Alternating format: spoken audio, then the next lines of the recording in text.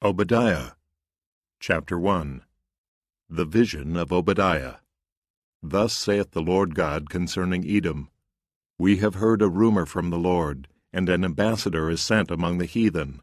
Arise ye, and let us rise up against her in battle. Behold, I have made thee small among the heathen. Thou art greatly despised. The pride of thine heart hath deceived thee, thou that dwellest in the clefts of the rock, whose habitation is high, that saith in his heart, Who shall bring me down to the ground? Though thou exalt thyself as the eagle, and though thou set thy nest among the stars, thence will I bring thee down, saith the Lord. If thieves came to thee, if robbers by night, how art thou cut off? Would they not have stolen till they had enough? If the grape-gatherers came to thee, would they not leave some grapes? How are the things of Esau searched out? How are his hidden things sought up? All the men of thy confederacy have brought thee even to the border. The men that were at peace with thee have deceived thee and prevailed against thee.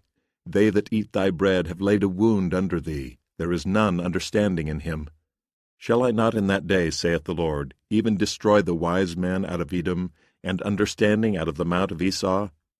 And thy mighty men, O Teman, shall be dismayed, to the end that every one of the mount of Esau may be cut off by slaughter. For thy violence against thy brother Jacob shall shame cover thee, and thou shalt be cut off forever. In the day that thou stoodest on the other side, in the day that the strangers carried away captive his forces, and foreigners entered into his gates, and cast lots upon Jerusalem, even thou wast as one of them. But thou shouldest not have looked on that day of thy brother in the day that he became a stranger, neither shouldest thou have rejoiced over the children of Judah in the day of their destruction, neither shouldest thou have spoken proudly in the day of distress.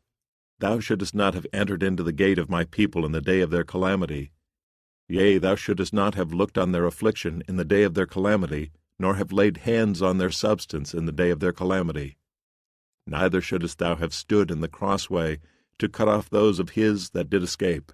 Neither shouldest thou have delivered up those of his that did remain in the day of distress. For the day of the Lord is near upon all the heathen. As thou hast done, it shall be done unto thee. Thy reward shall return upon thine own head.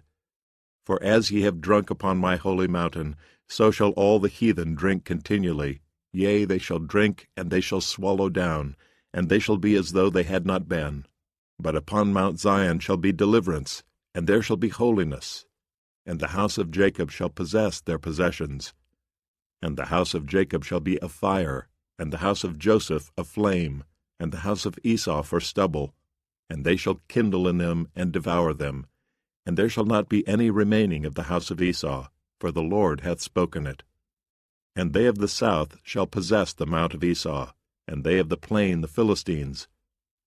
And they shall possess the fields of Ephraim, and the fields of Samaria, and Benjamin shall possess Gilead. And the captivity of this host of the children of Israel shall possess that of the Canaanites, even unto Zarephath. And the captivity of Jerusalem, which is in Sepharad, shall possess the cities of the south. And saviors shall come up on Mount Zion to judge the mount of Esau, and the kingdom shall be the Lord's.